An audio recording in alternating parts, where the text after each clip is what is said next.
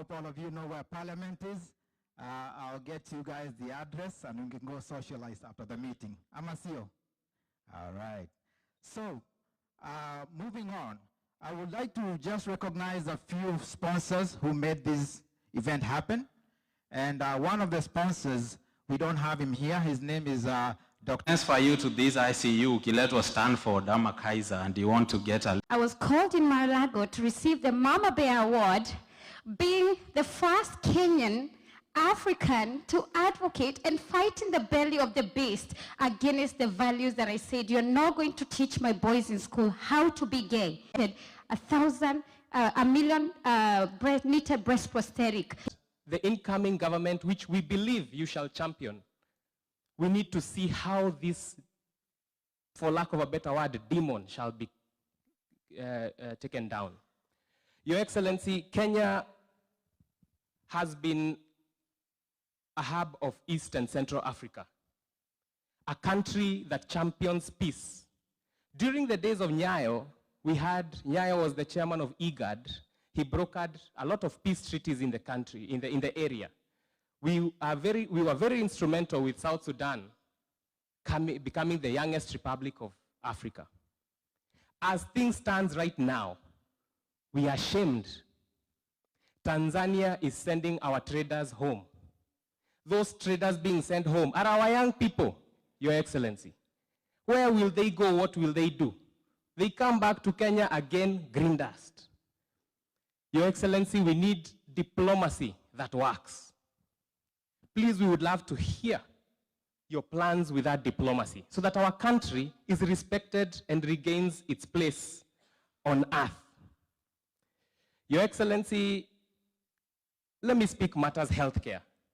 Each and every one of us, the young people, tukona shosho, wuka, auntie, uncles, and other relatives, Your Excellency. And we are currently the people who are earning because our fathers are now, they are advanced in age. Your Excellency, we had NHIF that was good, not perfect, but it was working. And it would sort a lot of the problems at that time. But now, Your Excellency, we have Shashi and I don't know what. It doesn't work. Now we have to reach deep inside our pockets and remove half of our salaries, which is already finished because we are building houses, to pay for healthcare. It is unacceptable. We need a plan for that. Your Excellency, education has always been a leveler for our country. Young, old, poor, rich, we all meet in high institutions. And because we are leveled up, we are able to move together as a country. Help is a pale shadow of itself. Nothing works. Your Excellency, we need those solutions. However, Your Excellency, we may stand here and give a lot of lists and issues, but we know you know them. The only thing we want to assure you as young people is that now that you have woken us up, because you ran amok, you made a lot of noise, mpaka hata si tukaamka tukasema, hey, if Rigathi at this time is able to run like this, dakomaga, dashogaga, atoraga fara. You can imagine how many of us can go around the US with this energy. So we are awake now. We are awake. Situmeamka. We are awake, the young people, we are awake. We are with you. We want to completely tell you that we will support you, that we will mobilize each and every young person to take up, not arms, to take up the voter's card as their arms, the voter's card as their arm, to demonstrate and picket at the ballot box, because that is where we will make the loudest noise and the highest effort. So Your Excellency, as you continue leading us, because we know you have good thoughts for the country, you have good plans for the community and for the entire country, we are behind you. Your Excellency, the last thing, as your slogan says, Skiza, Skiza, Your Excellency, we are assuring you, as young people, sisi tutaskiza ground hapa, tutaskiza ground nyumbani Kenya, but most importantly, we are skizzering you so that you give us direction and we shall support you. We wish you all the best, and thank you very much. Thank you, namesake, for the powerful words. Asante sana. As you can see, His Excellency, the young people support you not just in Kenya, even in the diaspora. You have a very big support here, and we are going to do the groundwork. 2027 in one term. All right.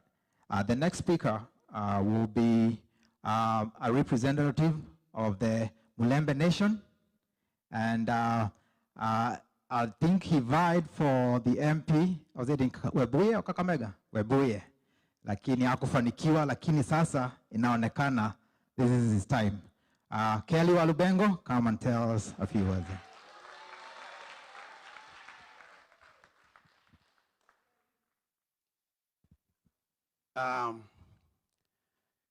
Your Excellency, Honorable Rigathi Gachagua, Madam Dorcas, the First Lady, the organizing committee of today, and all the visitors, all protocols observed. Na wasalimu kwa jina la Yesu Kristo, amjambo. Amjambo tena. My names, as you've been told, are Kelly Barasa Walubengo from Sacramento. Over there, I'm known as the usual suspect. I'm in everything. Anything suspectful, you'll find me. And anything good suspect, not a bad suspect. I'm over here on behalf of the Mulembe Nation. I'm from Webuye West. I've been living in Sacramento for 27 years. I'm a businessman in Sacramento, an accountant by profession, and I also run a medical healthcare agency for the last 25 years. So mimi ni mwanabiashara.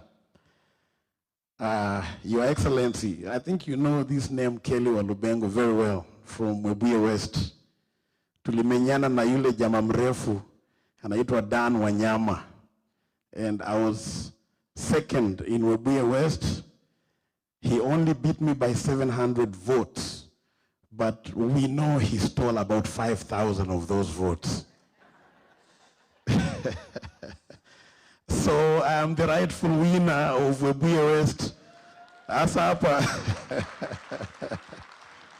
Unaongea na mbunge wa Webuye West ambaye tumekuja kukusalimia, kukuambia kwamba tuko na wewe. We are with you. I've left a very big Mulembe event in Sacramento. It's called SADOK, Sons and Daughters of Kenya. You might have been seeing the advertisement going on online. Nimehepa hiyo kamkunji kukuja hapa kukuambia kwamba watu wa Mulembe, I know you've been told welcome to the Mulembe Nation by very many people, but this is the welcome that counts. This one from Kelly Walubengo. So unapokea salamu za watu wa Mulembe. Watu wa Mulembe tuko pamoja. Thank you. I just have one or two questions for you. There was a very useless bishop last week in Kenya. And I know it's a cliche to say you useless and bishop in the same sense, but this one I have to say. Because I forget his name, I think kenyanYoutuber or somebody, he was dismissing your trip in the US this time. I think you must have gotten that report. And he said, why I call him useless is because he said, you have gone to see those useless Kenyans in the USA thinking that they will help you achieve your agenda and stuff like that. And that's why I call him useless. Because you cannot write off these people right here. This is the strength right here. We know very well. I was reading, I'm an accountant, a finance guy. The Kenyans in diaspora contribute 1/3 of the US economy through the remittances that we send back home. Hiyo ndio inasaidia wale shosho, gukaa nyumbani, watu wa mjengo wote. So you cannot dismiss 1/3 of your economy. We can decide to be a very big mobilizing power. And I believe that is the agenda that we are on over here right now, to get these Kenyans in diaspora all mobilized, all excited in that we can push this new revolution that is coming on so that we can go back and redeem Kenya. Because Kenya is going in the very wrong direction. But people like us who have voice and energy, na hata pia mwili ziko sawa, we can take things over and make sure that we bring change in that country. We've been very well exposed in this country. We know one or two things about development. And if we can just be tapped into, we are the people that are going to come and rescue that country. So my question to the incoming government that you will lead is, we want to make sure that we, the voices from the United States, are heard. So we are asking, in one of the ministries, kutengua a ministry of diaspora affairs. I know there's a ministry of foreign affairs, but who knows what they do. But we just want a ministry of diaspora affairs in that we can channel our voices through that ministry, even ndio tumesema na even ndio tunataka ifanyike, and we are going to keep those remittances keep coming. Because if we decided to sabotage Kenya right now, just stop sending those remittances for about a week. They will feel the impact. And that is a very strong power that people should not take for granted. So, hiyo ni maombi yangu ya kwanza, because, and then number two, campaigns need money. When I ran in 2017 under ODM, but they did me dirty. And then I still came back. I still came back in 2022 and gave it a very spirited run. Hiyo kiti tumesema ni yangu, na we are gazetting it right now over here. But campaigns need money. If you don't have money, then we forget about all this. So I have liked the way the Kenyans have handled the visit of our honorable this time by doing contributions up and pale, $150 here and there, just to make sure that all this happens. That is a very good gesture. But I want us to continue, because we know this movement is going to need money. Even me, I'm running in 2027, I'm going to need some money. So, so let's keep the fundraising spirit going on. So we really need to coordinate. Bwana Kingori, you are doing a good job. The Ken Park and everybody for this visit, we did a good job. But let's go back to the drawing board and let's see how this community in diaspora can be a cash machine in making sure that we take over leadership in 2027. Because we are over here saying, the Honorable Rigathi, he cannot rule and govern by himself. He needs MPs. He needs senators.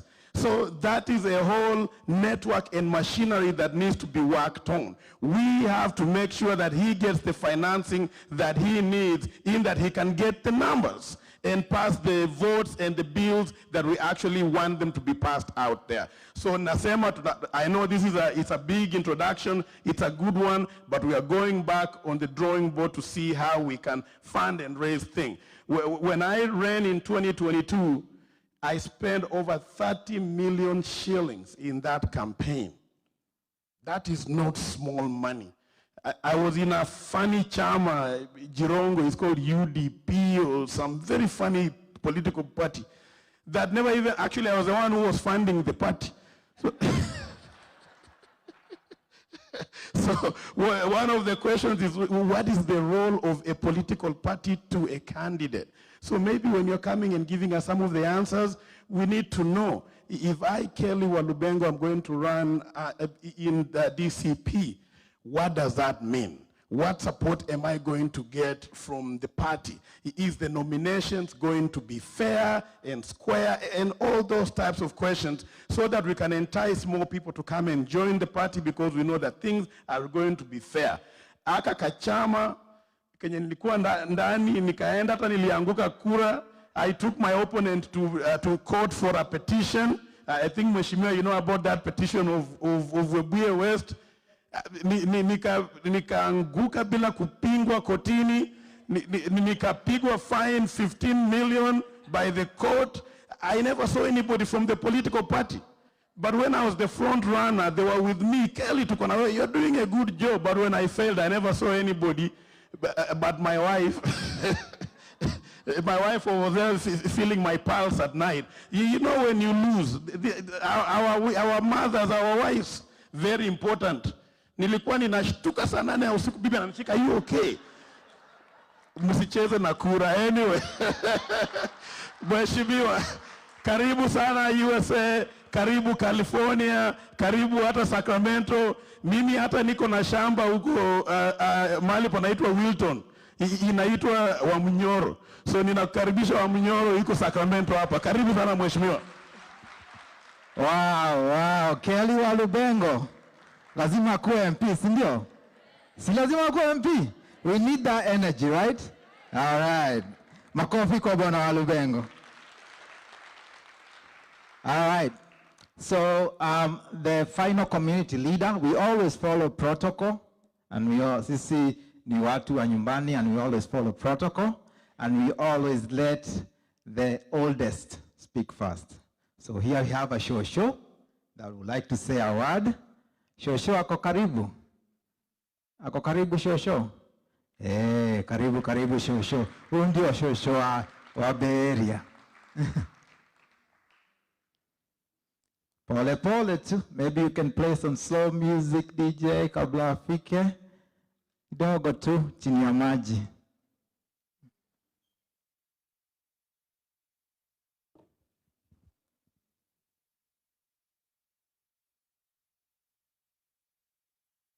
We are okay. I think we are okay, DJ. No worries.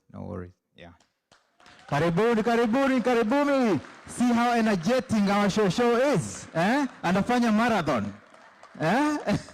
Karibu show.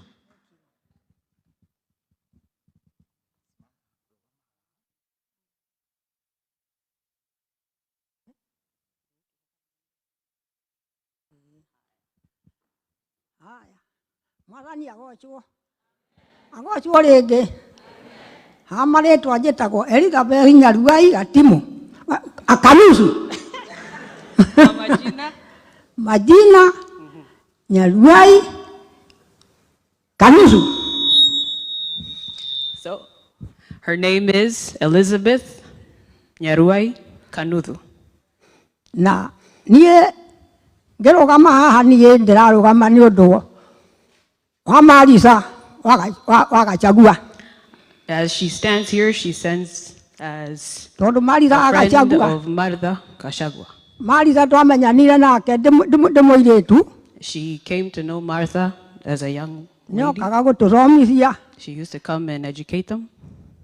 Tũrĩ yuci. As part of arĩ the mbere itũ. she was ahead of them. Ciana ici igĩciarwo tũrĩ itũra rĩmwe. When Mr. Gachagua was coming into this rĩu world, twamenyanire they nĩ grew up ũndũ in the same. warera ciana ici tũrĩ na Rigathi na Gachagua na Mutimia. So she raised her children along with. So they used to visit together. So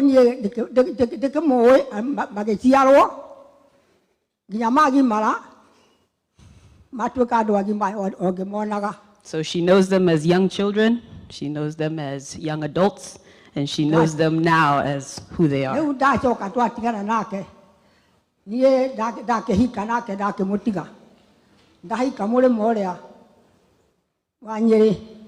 So Shosho got married on this side. So now people who know her, they know her as Shosho Wagechuke.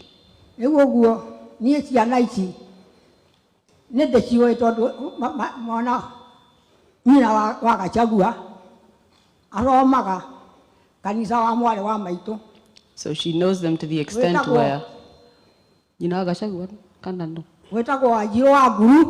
So her sister, her son is Bishop of Pefa. So they're very familiar with one another. So she prays for you because Jogoma comes from Ikorero. I don't know how to translate that one. She knows him as a young boy. He is fearless because of his parents.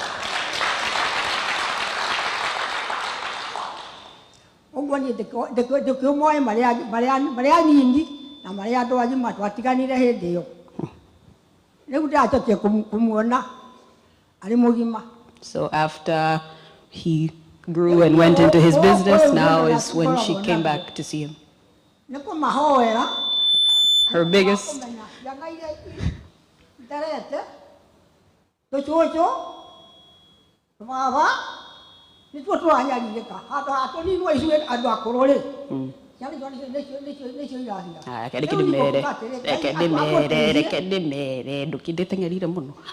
So she is most concerned because her children, grandchildren, and great-grandchildren are the ones who are in most dire situations, not necessarily them because they're on the way out. And so she's most concerned for the future of the country. So continue to strive for the country. We're still praying for you. Oh, what?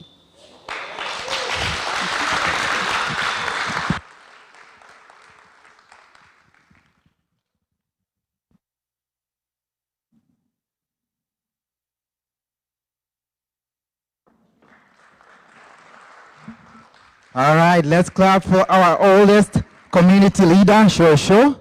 Asante sana for the powerful words. Now, okay. Shosho had her birthday, 98th, on Thursday, and I was hoping you could sing happy birthday for her, please. Okay, so 1, 2, pause. Try nila, Shosho. 1. There. Happy birthday to you. Happy birthday, dear Shosho. Happy birthday to you.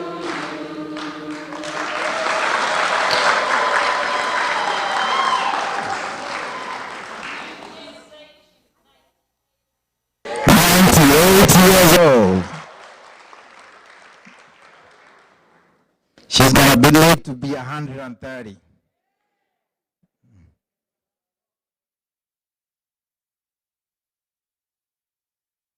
Makofi kwa Shosho. All right. Before we move on to the next section, I wasn't recognize a few people. I'm just gonna introduce them. Wasimama, nikikuita unasimama. They are the executive committee that made all this happen. I won't start with the chairman. Chairman, that's Kingori Kanyi. He's our chairman for the committee, the Kenpa committee. We have our vice chairman, lakini ako huko juu, yeye ndiye anafanya mitambo huko juu. Morris Ndole. Ndio huyo. All right, and now we have a secretary general in our committee, Nancy. Simama watu wakuone. And then we have Assistant Secretary General, mwenye alitusaidia sana organizing the ladies. Dorothy, please stand up. All right, we have one of the board members, David Shege. David Shege, are you around? All right, simama watu wakuone. Ametusaidia sana kwenye committee, and I've been the treasurer of the committee, and I'm your MC today as well. Asanteni sana for your cooperation, your contribution. You guys are amazing. You guys made this happen, not us. With all your contribution and dedication, mmefanya kazi kubwa, and we are always going to be appreciative. All right. The last person I would like to introduce before I bring in the chairman. Nilisikia huko Kenya wanasema, Honorable His Excellency anatembeanga kila mahali na bibi. Anachanga bibi aongee. Hata mimi wacha waseme hivyo. Natembeanga na bibi yangu, na lazima bibi yangu aseme maneno mbili. Kuwasalimia tu. My wife is here. Her name is Rose. Wanjiru, you don't have to say a lot, you just have to say hi to the people. Wakuona, wakusalimie. I can give her the microphone just where she's at. Kusalimieni sana. She's not a public speaker. Mimi ndio huwa naongea on her behalf. Thank you. My name is Rose. Most of you probably don't know me because John is a community person. I am too through his wife, but thank you so much. Thank you to everyone. Thank you to His Excellency and High Excellency. We attended the women meeting and thank you for your words. We're gonna do better. Okay, thank you. Karibuni sana. Asante sana. I know you talked about the Magogo family this morning, Your Excellency. She's a Magogo family, kutoka hapo Gathirimo. Yes. So the family name is Gesho. You might have heard of the name Gesho. So before we move on to the climax of the event, I would like for us to stand up. DJ, kama uko tayari na wimbo ya national anthem, you can get it ready. And then tusimame, we're going to do kifungo moja ya Kenya anthem na kifungo moja ya US. Juu hata sisi ni wa America pia. We have to respect where we live, right? Okay, DJ, please.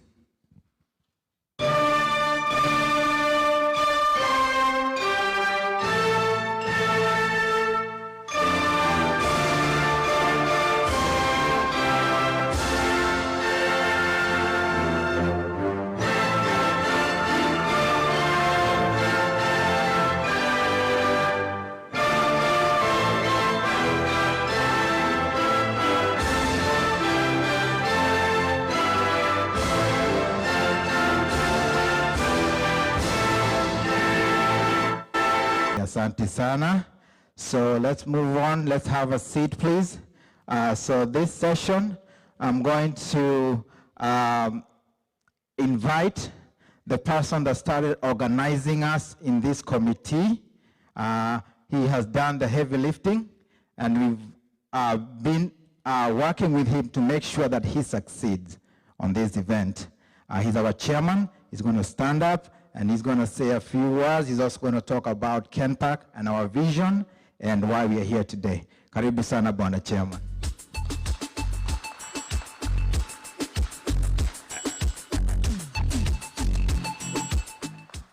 Asante sana.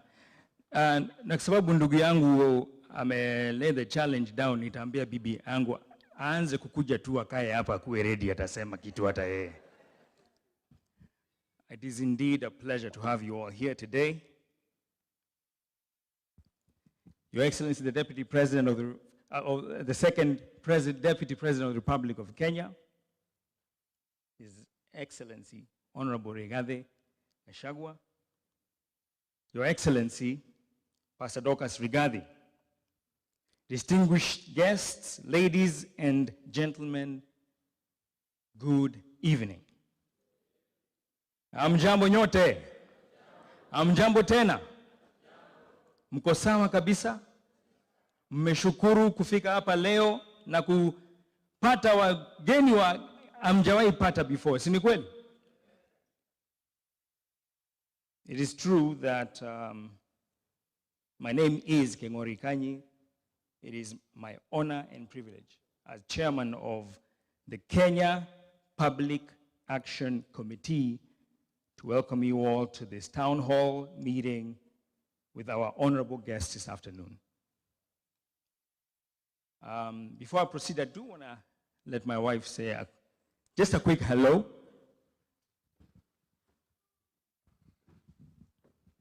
Hello, everybody. Hello, everybody. You guys don't sound excited. Hello. Good. As he mentioned, my name is Joan Kingori. Hello, Mr. Excellency. Hello again, Pastor Dorcas. It's such a pleasure to meet you this evening or this afternoon now. And thank you so much, Pastor Dorcas, for the word that you gave. Like Rose said, we're going to do better. and we will continue to support you and His Excellency, and we look forward to many more times like this. So thank you so much, and thank you. Indeed, thank you for your support. Joanne is also a community leader. She's the chairperson of a Sacramento organization called Ushirika. So we work very well together. We are inspired by the example that you two have set. And so it is an endorsement that we are walking the right walk. But I do want to speak to our diaspora people first. You know, our great nation has always been filled with incredible potential. Since independence, we've had several defining moments that I like to look at as inflection points, where Kenya either rose to the occasion and took off, or lost its footing and faltered.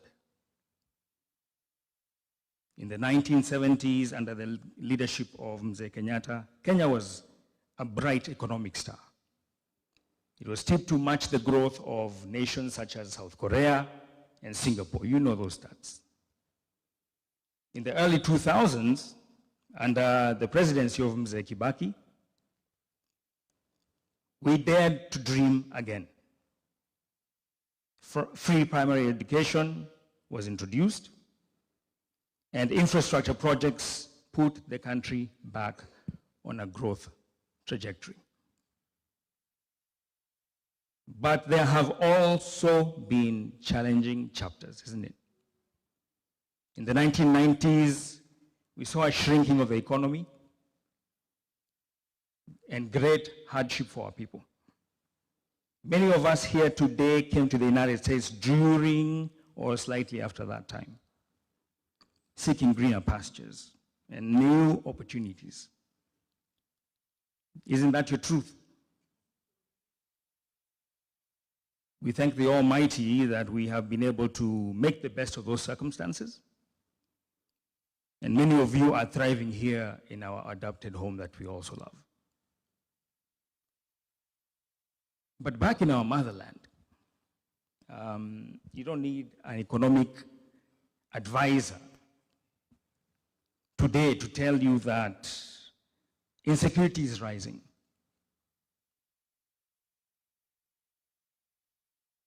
Isn't it? What kind of insecurity am I talking about? Economic insecurity first. Times are hard, and there's a rug that's been pulled under from people when things become tight. We feel it here. We hear it, we feel it in the stories from our loved ones from back home. We see it in the data, we see it in the news, we understand that this is our truth. Our economy is under strain. Freedoms we fought for are being tested. Insecurity on the ground is on the rise.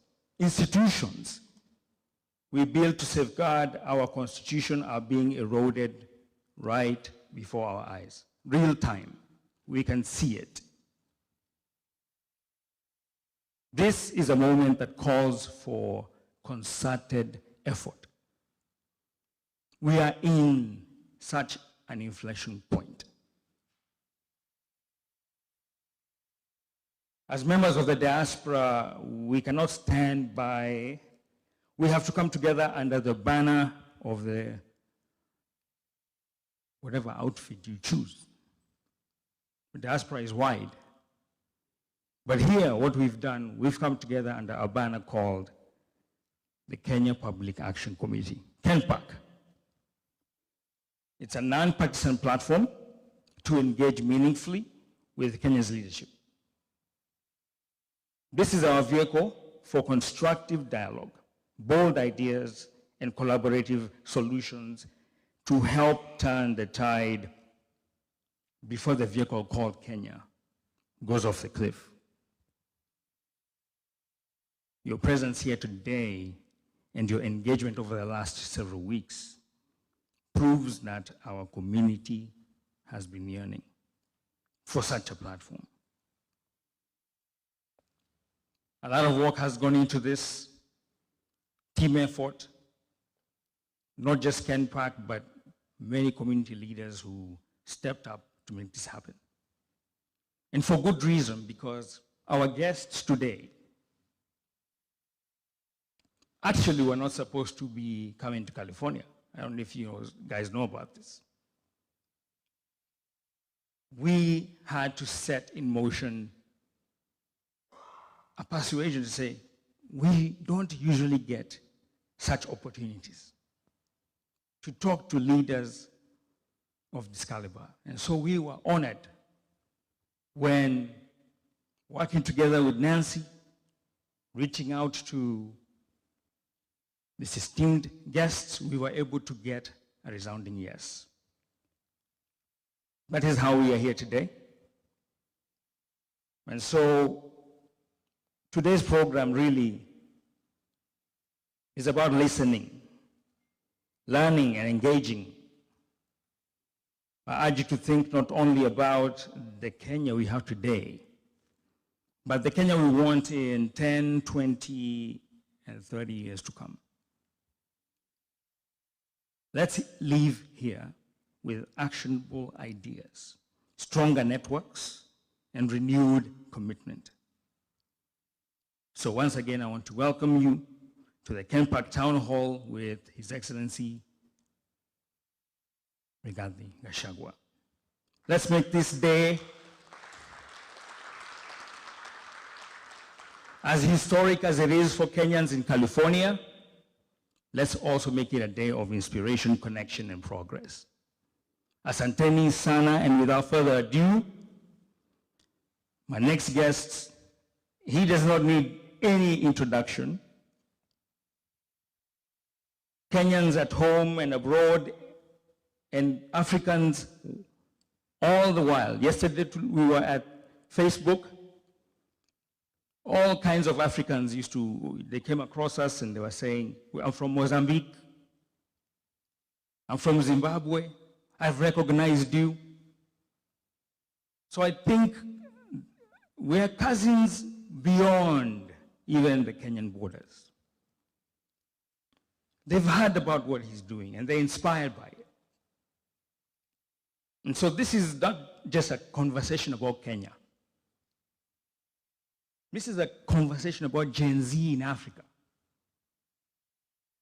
It can start here, the same way we've seen it in other corners of Africa. We're seeing some embers. This conversation, I want you to pick it up. Listen to the wisdom you'll hear here. Ask constructive questions so that we can be able to move forward together. Without further ado, ladies and gentlemen, join me in welcoming Second Deputy President of the Republic of Kenya, His Excellency Rigathi Gachagua.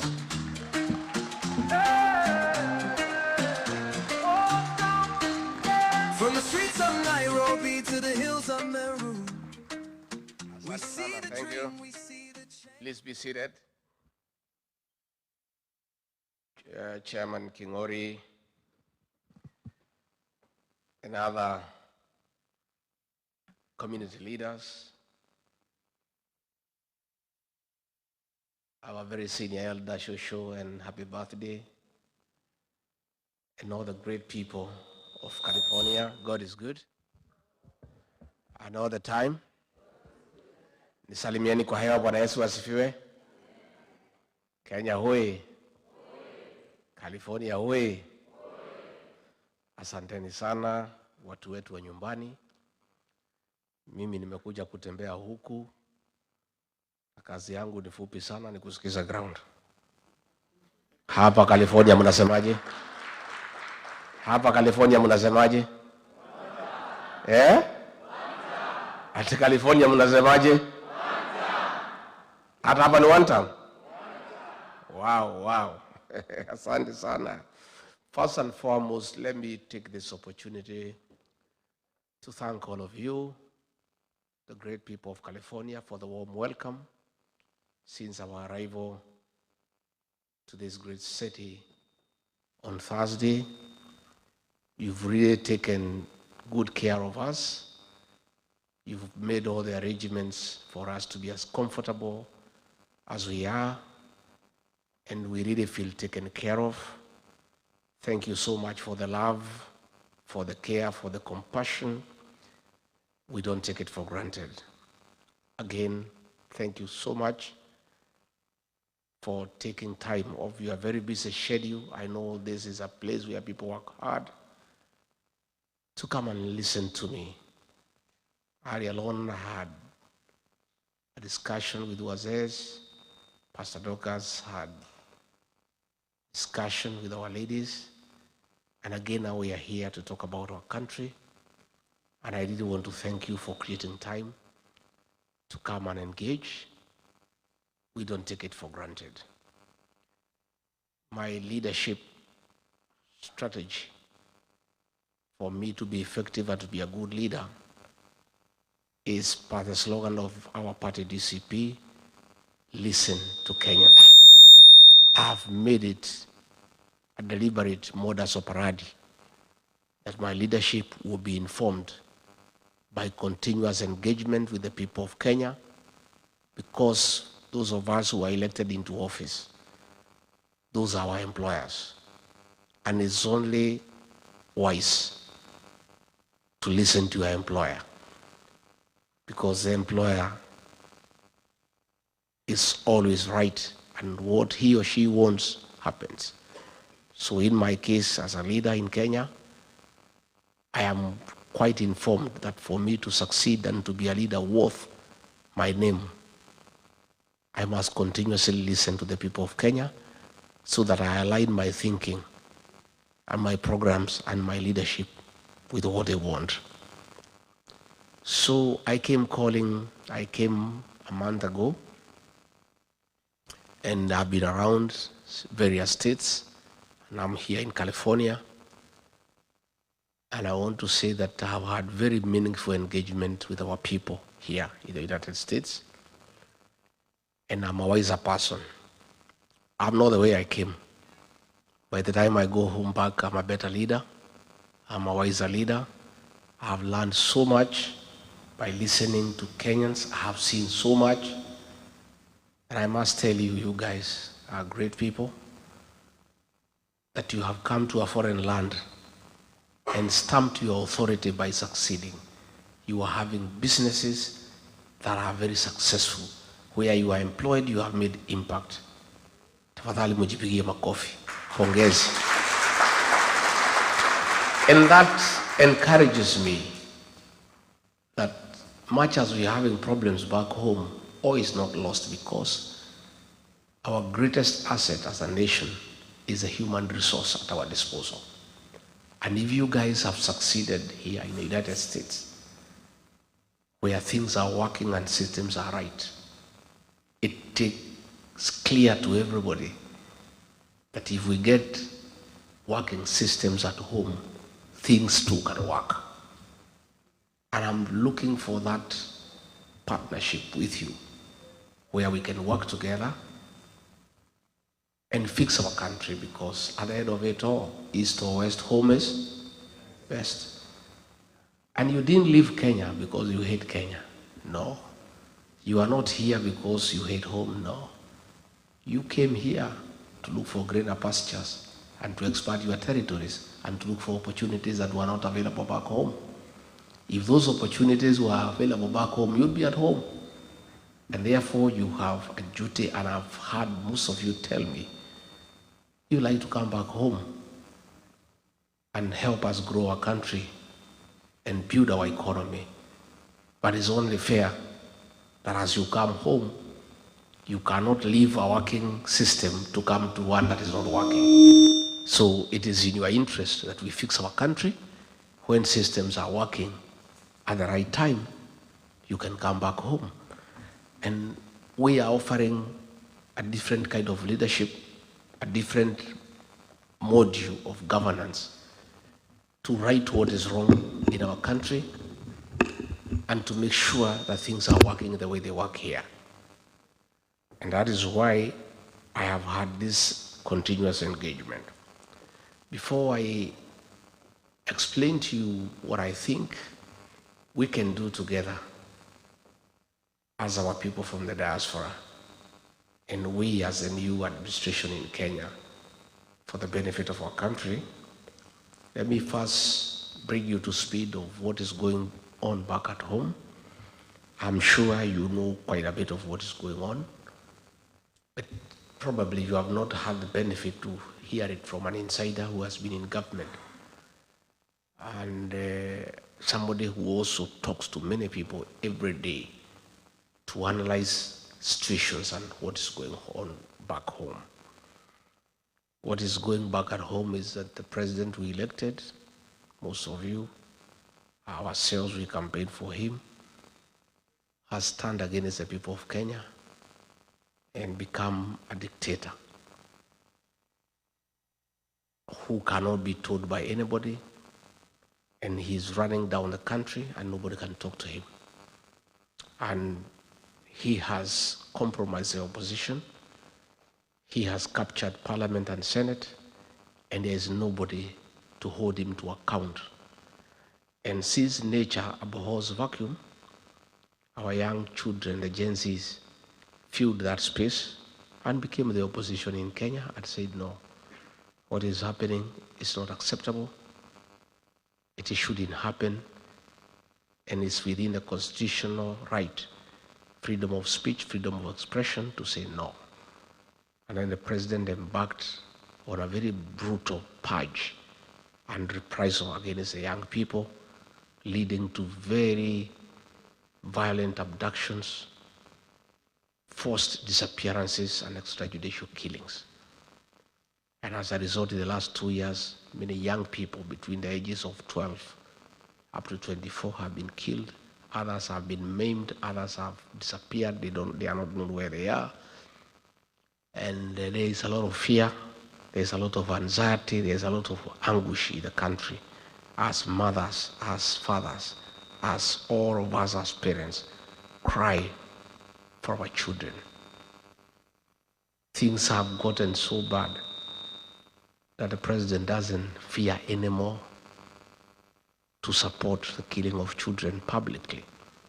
His minister for Interior publicly and shamelessly gave an order of shoot to kill to policemen and said, if you see anybody near a police station, just shoot and kill, despite the fact that a police station is a public institution and Kenyans have every right to go to a police station.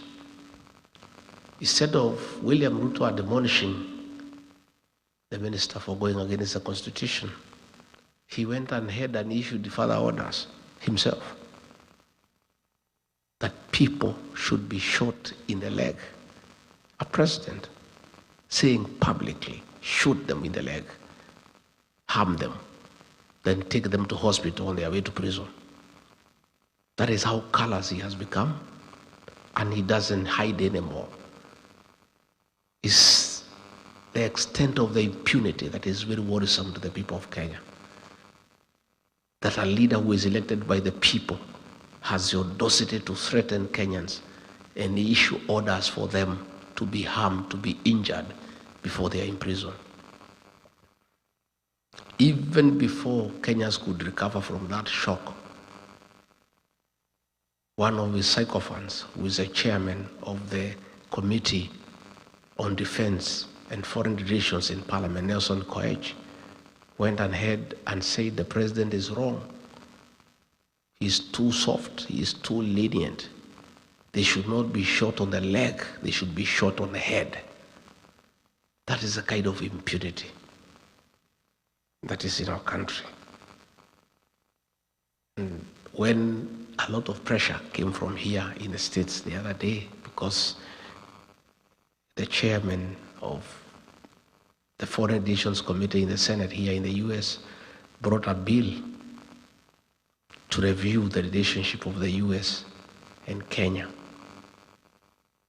in respect of the status of a non-NATO ally. They are trying to do some little interventions to deceive the United States and the world that there had been something. So the president has now formed a committee to look into how to compensate those who have been killed. How do you kill people, then you compensate them? What he should do before he can talk of compensation is first stop the killing and recite his order of shooting the leg and recite the order of Kipchumba Murkomen of shoot to kill before he can even talk about compensation. Fine, it is in order to compensate families that have lost their children. But it is immoral to kill children and then compensate their parents. Why don't you let them live? Let them live. You don't have to compensate them. If they are leaving you, there is no need for compensation. So the president needs to admit liability, apologize to the parents and to the people of Kenya, recite his order on shooting the leg, countermand his minister on shoot to kill, then we can discuss compensation. But you cannot pretend you are compensating people who have lost their children and you have not yet recited the order that you gave for them to be shot. It's double speak and it's not genuine. Again, back home, he has messed the healthcare system. When he came into office, there was the NHIF, which was struggling but working. And you people know, because you take care of people back home. At least NHIF was working but struggling. So what we needed were reforms in the NHIF Act to make it more compliant, to make it more efficient, and to make it serve the people of Kenya. Instead, he scrapped it and brought something called SHIF. NHIF needed 800 million Kenya shillings to reform. He scrapped it and brought something called SHIF at a cost of 104 billion Kenya shillings. That is money that is being stolen. And the thing is not working despite spending that amount. As we speak yesterday, the private hospitals said that all government employees will have to pay cash in advance because SHA is not working. You people know because you are here. And I know you support many families back home. You know SHA is not working. And I know you are making interventions to help your relatives back home. The education system, again, most of you are beneficiaries of the Kibaki free primary education.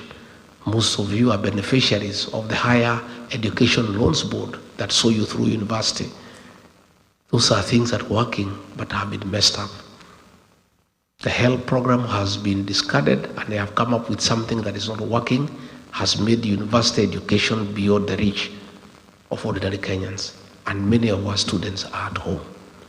Again, money meant for free primary education has been diverted and is the one that is being used for these useless empowerment programs by Mr. Soprano.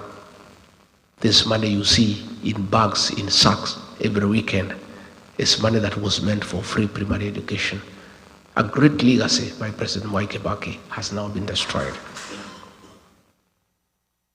Business, there is no money in circulation. If you go to Nyamakema, if you go to Taveta Road, if you go to River Road, before getting a shop there, you needed to pay goodwill about 20 million Kenya shillings. Today, all the shops have been closed. If you want a shop, nobody asks you for goodwill. The owner of the shop will tell, take it up, pay me rent or whatever you can afford. There's no money in circulation. Business people who have done business with the government have not been paid. Pending bills in excess of Kenya shillings 900 billion have not been paid. William Ruto would prefer to do new projects so that he can negotiate commissions with the new suppliers and new contractors. So that is the situation back home.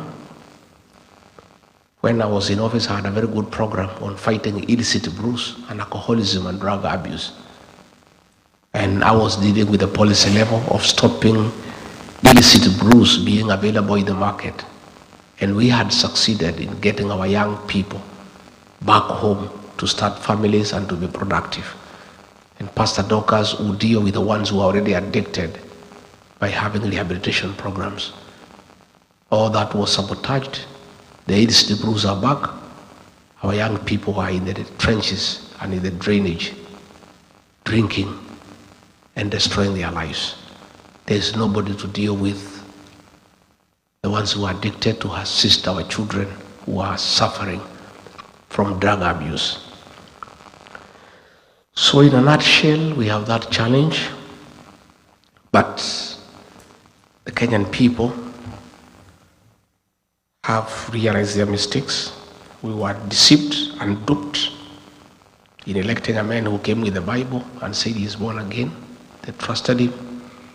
He said he'll put money in their pocket. Instead of putting money in the pocket, he removed the little that was there. Nothing works. The country is almost grinding to a halt. They are saying that I'm here in America talking ill of my country. I'm not talking ill of my country. I'm just talking the truth. And I'm not saying Kenya is bad. Kenya is a beautiful country with good people, but we have poor leadership. We are here talking about poor leadership. We are not castigating Kenya as a country. That is our country. And we are only talking because we love our country. We are saying the problem of Kenya is not Kenya. It's not Kenyans. It's not the air. It is poor leadership, and that is what we need to fix. So the Kenyan people have made an informed decision that the Constitution allows the president to go up to 2 terms.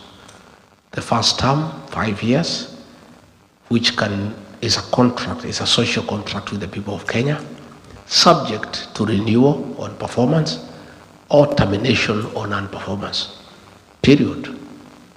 And the people are saying that 1 term is enough. We are not going to renew the contract, we are going to terminate it. And that is why they are saying this 1 term. I have seen his people crying all over, oh no, Kibaki did 2 terms, Uhuru did 2 terms, even as we must do 2 terms. There is nowhere in the Constitution says there is a must. It is subject to renewal or termination on performance or non-performance. William Ruto has failed to perform. He has messed the country, he has messed the economy, he has killed children, he has messed our relations with the neighboring countries, and the people of Kenya are saying, in view of the fact that you have failed to live up to our expectations, you have messed our country, we have a right as the people of Kenya, in accordance with the Constitution, to terminate the contract we had. So serve your 5 years and move on. We intend to get another new government to enter another 5-year contract with some other people. And that is the decision that has been made by the people of Kenya. Initially, he tried to say that it's a Kikuyu that is against him. But the people of Kenya told him, no. If it's a Kikuyus who are against you, all of us are Kikuyus. That was the hashtag. Because everybody in Kenya is feeling the effects of bad governance. Everybody is angry about the killing of young children. Kenyans are angry and hungry because of non-performance of the economy. So that is a decision the people of Kenya have made, and I'm part of that group of leadership that is seeking to be elected as president under our party, the DCP, and I'm working alongside other leaders, Kalonzo Musyoka, Martha Karua, Fred Matiang'i, Eugene Wamalwa, George Natebea, and all of us are offering ourselves to lead the people of Kenya, and we are working together. And we have agreed that all of us want to be president, but it's not possible for all of us to be president. So along the way, sometimes late next year, we shall sit down and agree that among ourselves, we agree to have one flag bearer to face William Ruto on the ballot, so that things are okay.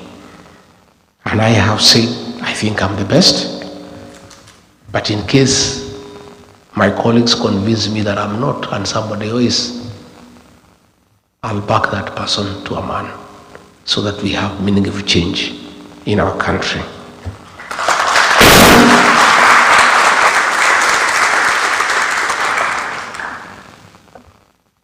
I have come looking for you people, first and foremost, to appraise you on what is going on home and to ask you to help us. because you must, because you are part of Kenya. I know you are as disturbed as we are about the killing of children. I know you are as concerned as we are about bad governance. I know you are mad at the corruption taking place in Kenya. I know you disagree 100% with the misappropriation of funds for personal aggrandizement. We therefore want to partner with you because you have a lot of influence back home. And I want to appeal to you to talk to people back at home and ask them to register as voters and join us in electing a new government that will respect the will of the people, that will create good governance structures, and that will bring prosperity to the people of Kenya. Mtatusaidia nyumbani? Again, I want to seek partnership with you because you are important. It's true, Walubengo, that pastor was saying that you guys are useless, nobody needs to talk to you. Those are Ruto psychophants. He has a big choir called Praise and Worship. People who just praise and worship him. They thank him because there is sunshine. They thank him because there is moonlight. They thank him for the air we breathe, although he has nothing to do with it. It's a psychophants. And they have been ignored by the people of Kenya. Don't even think about them. Nobody listen to what they are saying. You people are critical. And you are a serious partner of any serious administration that wants to succeed. In the following manner. One, in the 1970s, coffee was #1 foreign exchange earner. In the 80s, tea became the first, the best foreign exchange earner for the country. In the 90s, it was overtaken by tourism. But as we speak today, it's not coffee, it's not tea, it's not tourism. Remittances from the diaspora are #1 foreign exchange earner for our country. And you guys are a serious partner in our economy.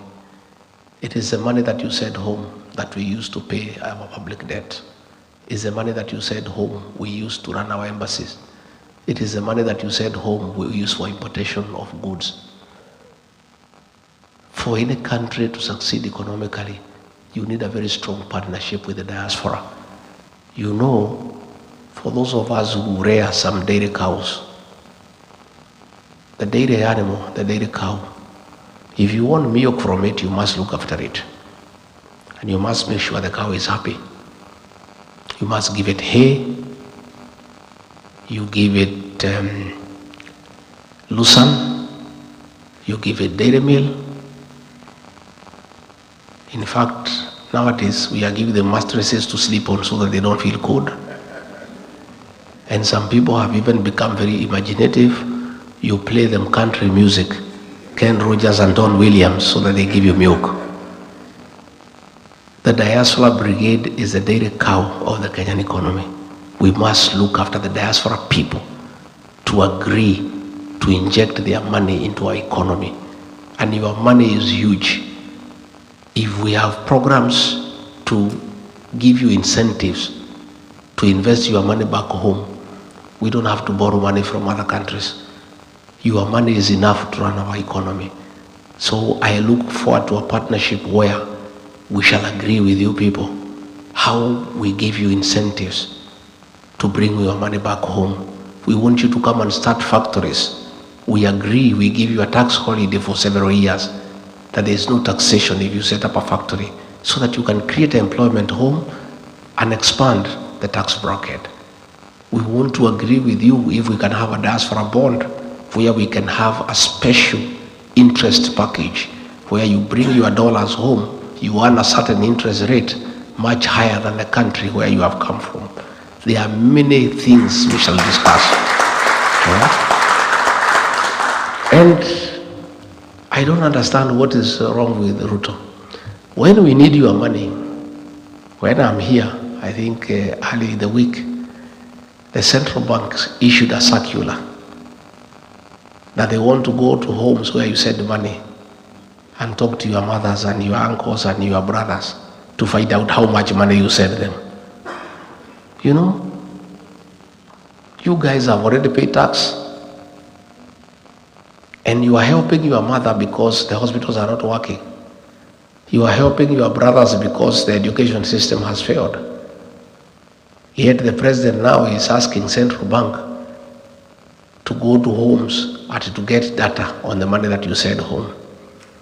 Tell your mothers and your fathers and your brothers that that is illegal. They should not divulge any information to anybody. If William Ruto wants to know how much money you send home, he should come here and talk to you.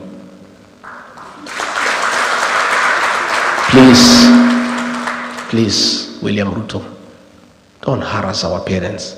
Don't harass poor people back at home whose only crime is being held by people in the diaspora because your country is not working. If things were working, these people would not be sending any back home.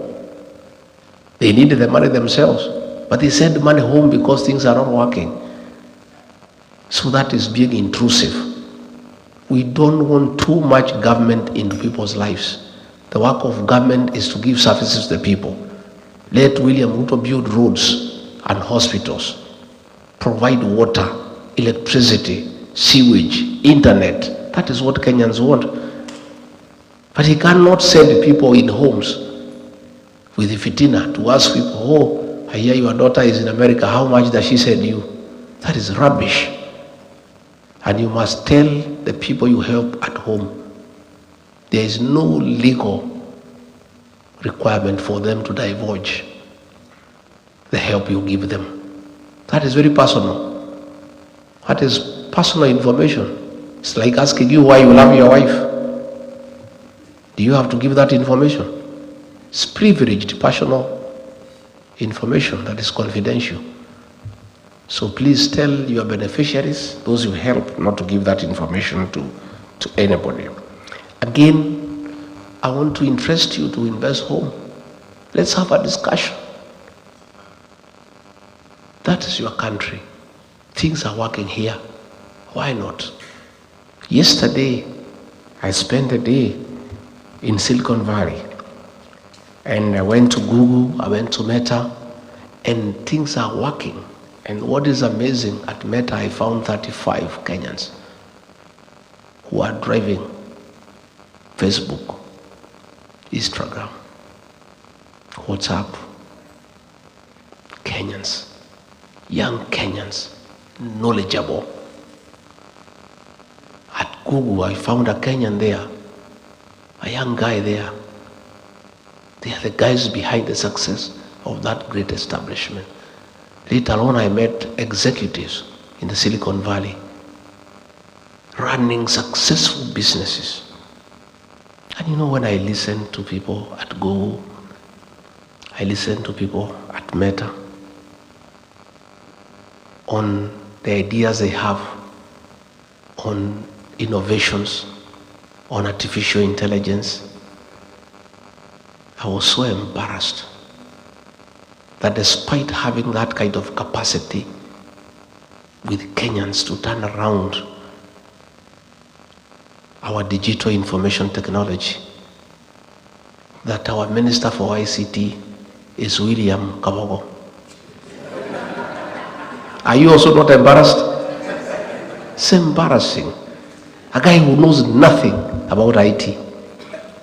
He has no idea whatsoever. Yet we have Kenyans who are driving mega corporations in matters innovation here in the United States and all over the world. These are the Kenyans that I seek to partner with when we form government to transform our country.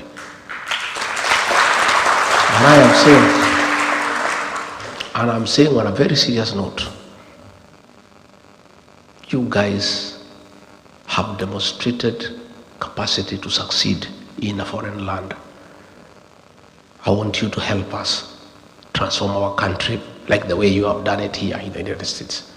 All we need to do is to give you the opportunity. And you have a proven track record of success. Our embassies here abroad, we must ask you guys to help us run them. What, as somebody who has lived here in the United States for 30 years, a CEO of a company who has worked all over the states, has the necessary papers, PhD, masters. That is somebody you can give the embassy in Washington to learn. And that person knows everything. They know what Kenyans want, what challenges they are facing. They know these Americans, for them to attract them to invest at home, what they want, how to handle them, because they have been here with them.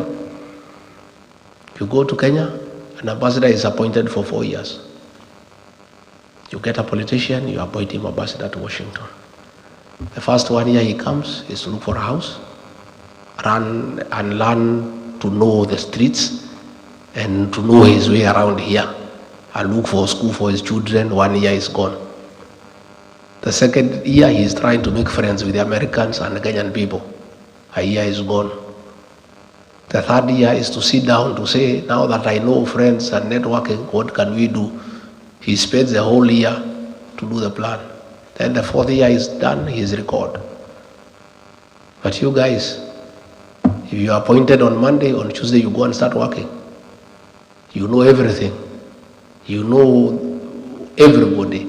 You know what needs to be done. So it's something that I want to do. Get the people out there to run our embassies on behalf of our country. Take care of Kenyans in those countries and have a serious network with the people of that foreign country and attract them to come and invest back home. That is a commitment that I want to give, and we're going to do it together. Again, as I wind up so that I can give you an opportunity to ask me a few questions, there is a bill that was brought in the Senate here calling for an investigation to facilitate the reviewing of the relationship between Kenya and the US in matters, the status of non-NATO ally. And I want to ask you to lobby your senators and your congressmen to support that bill by giving facts of what is happening back at home, which you are aware. I've seen people back at home trying to blame me because of that matter that has been brought to the Senate. I did not bring it. I'm not a senator in the US. They are directed their anger at me. All manner of accusations. I did not bring the matter, but I support it because the issues that have been raised by the Americans is the issues that I raise every day. The issues of extrajudicial killings, abductions, the issue of interfering in Sudan by working with the terrorist group called RSAF, the issue of working with Al-Shabaab. Those issues were brought by the Americans. And all I said is that Kenyans should support by giving information to the legislators here to enable America hold William Ruto to account. And I did ask the Americans not to impose sanctions on Kenya because Kenya is innocent, but to apply sanctions against William Ruto as a person so that he can be brought to order. So I found a member of parliament from Mandera there in parliament making a lot of noise, saying that I'm against the people of Mandera. I have nothing against the people of Mandera, and he should not drag the people of Mandera into the challenges William Ruto is facing with the American people. Nowhere did anybody say that the people of Mandera have committed any crime against anybody. What we said is that the Americans are saying William Ruto met some bad people in Mandera. If you meet bad people in Mandera, it does not mean that the people of Mandera are party to the meeting that you had. So I also saw the senator trying to say that we have a problem with the Somali community because we are asking that William Ruto be held to account. Nobody has any problem against any community. The Somalis are part of Kenya, and they are a very serious community that has done a lot in the transformation of our country and the economic development of our nation. They are very serious drivers of our economy. They are very aggressive in business. So the senator of Mandera, don't drag the Somali community into the challenges facing William Ruto. It's William Ruto who is being told to account by the Americans for his activities with the terrorist organizations. The people of Mandera, the Somali community, are innocent and have nothing to do with it. And by the way, I want to tell the politicians there in northern Kenya, if you want to defend William Ruto, defend him. But don't try to create a wedge between us and the Somali community, because we have nothing against them. They are part of Kenya, and they too are telling us they are suffering just like the rest of Kenyans. And doesn't mean because Aden Ware is eating, the Somali community are eating. They are also complaining of marginalization. They are complaining of bad economic times. In fact, the Somali community, more than any other, has really borne the brunt of extrajudicial killings and forced disappearances for a long time. So let nobody try to create a wedge between those opposed to William Ruto and communities. Let William Ruto answer the Americans for what he has done and what he has not done. I saw the Minister for Interior saying that we should be asked to help in investigations in this matter. We cannot help in any investigations because the Kenya government has not initiated any investigations against William Ruto. The people who have initiated investigations is the American Senate. So if there is need for us to help in investigations, we'll help the American Senate, not the Kenya government, because the Kenya government has not initiated any investigation. Number two, the Kenyan government cannot investigate William Ruto because those policemen work under him. And all the things he is doing of killing people and abducting people, he is doing with the very police. So there is nobody stupid enough to go and report William Ruto to the Kenyan police. Nothing will be done against it. So whoever sees, please don't sell fear to us. You know we cannot buy. In any case, it is the same CS who said that when 5 chiefs were abducted by Al-Shabaab, he said that they will go into negotiation with the Al-Shabaab to have them released. How can you negotiate with people you do not know? And since they were released after negotiations, the CS Interior knows much more than anybody else on who are the leaders of Al-Shabaab, because he said publicly that he'll initiate negotiations for the release of the 5 chiefs who were abducted. The 5 chiefs were released after successful negotiations with the Al-Shabaab. So the CS Interior knows whom he negotiated with. So if he wants information as who are the leaders of Al-Shabaab, he is in a better position to tell the people of Kenya and the world and the Americans, because he has already had business with them that has been successful. So please, the Americans have asked the questions. I'm not the one who has asked. If I'm required to help the things I know on the issues in Sudan, the dealings with RSF, I'm ready to help. But the Americans, not the Kenyan government, because the Kenyan government has not raised any issue. They are comfortable with what is happening. And you know, I see people threatening other people. I've seen that fellow called Soprano issuing a lot of threats every day. Oh, mimi ni fire, mimi ni noma. Oh, don't push me around.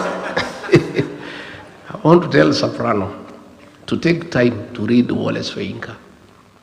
In one of his greatest works, he says, a tiger does not proclaim its tigerhood. It pounces. So, if you are what you say you are, act. Don't keep on threatening. You know, that's what Ole Soyinka says. A tiger does not proclaim its tigerhood. It pounces. So please spare those threats for other characters. Rig G is beyond threats, and you know it. And we must speak for the people of Kenya, because if we don't do it, there will be no country.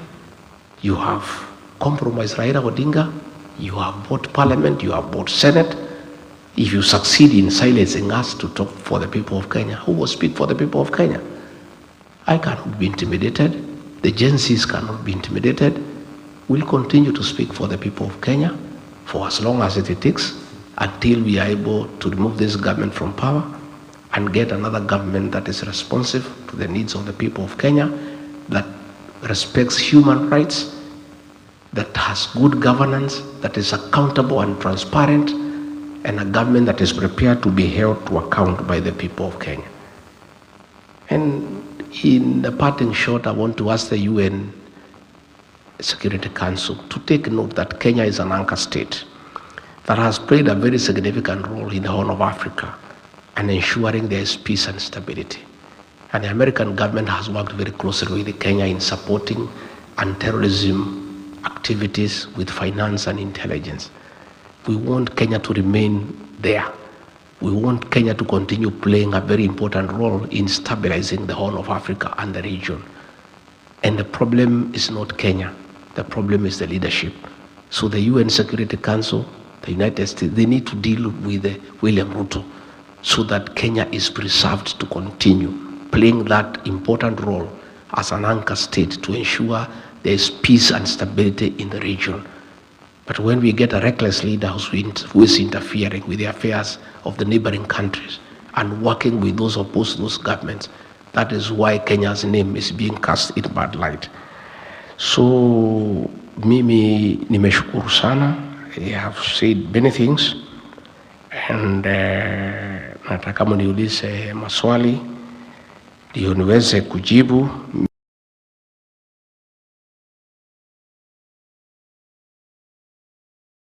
For drinking. I lost another brother for drinking. That's why I'm very passionate about drug abuse and alcoholism back home. That is why I worked very hard as Deputy President to make sure that illicit alcohol is not available in the market. And we'll continue to do so. I am told you also have challenges here. And I think we just have to keep on working on it. But I want to assure you that once we form government, we'll have a deliberate policy to deal with illicit brews, to check drug abuse, and a very serious program for rehabilitation of our children. It is so sad that Kenya is the only country in the world where we have 2 drug barons who sit in the cabinet, people who are known to have been trafficking drugs and supplying drugs to Kenyans. And they are all known, they now sit in the cabinet. That is how serious things are. Nancy, you talked very well about what we need to do. And I want to say that nobody has any problem with anybody. As I said, even the Somalis, those are our brothers and sisters, and we are okay with everybody because everybody is feeling the effects of bad governance. And we will do whatever it is for all the people of Kenya, irrespective of their community, because they are all Kenyans who are suffering at the same time. But you have talked about the challenges of people sleeping in the streets, people having challenges of alcoholism.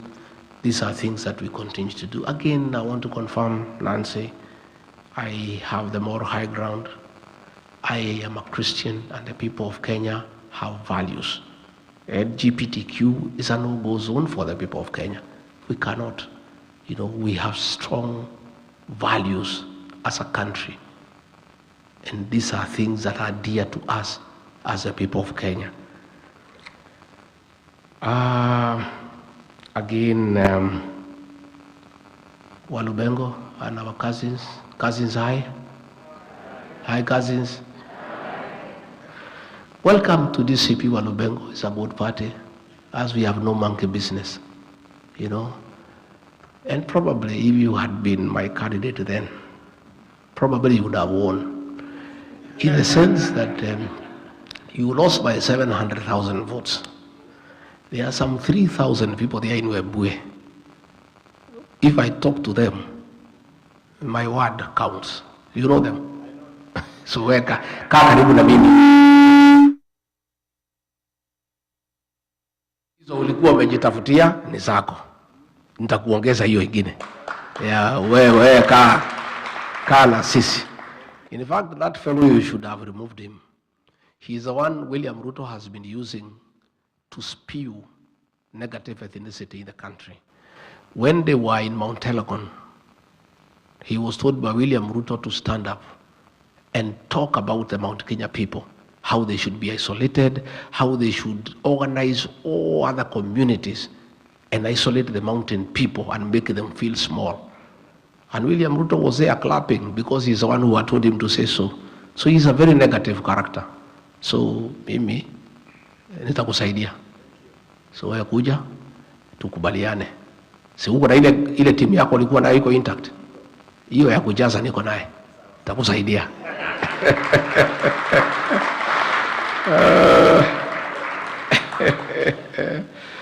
I was so happy to see that grandma who was a friend of my late mother, and she's still going strong at 98. You know, she's blessed, isn't it?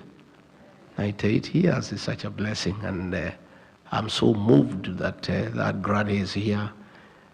Her mind is still very vivid. She still remembers my mother and where we grew up at the age of 98. And we pray to God to keep her for long so that when we are around, she can pray for us. And Shoshua was very moved, and thank you very much for remembering my late mother and where we grew up, and continue praying for us and praying for the country so that our country can prosper. Mimi nataka kuhakikishia nyinyi, much as things are looking difficult, there is light at the end of the tunnel. The darkest hour is just before dawn. When there is pitch darkness, the light is almost coming. We are almost there. We'll push in the next 2 years, and we have an election, and we'll win well with a huge margin. And things are looking good. It's only that 2 years is a long time. We just have to build on it until we see where we go. So maybe we can take a few questions. I need to take a flight to Los Angeles after a while. So since many people had spoken, and I had met some people earlier, and some questions were asked. So if somebody did not ask me a question earlier, and you have a question or two, I can answer. Yes. Mm-hmm.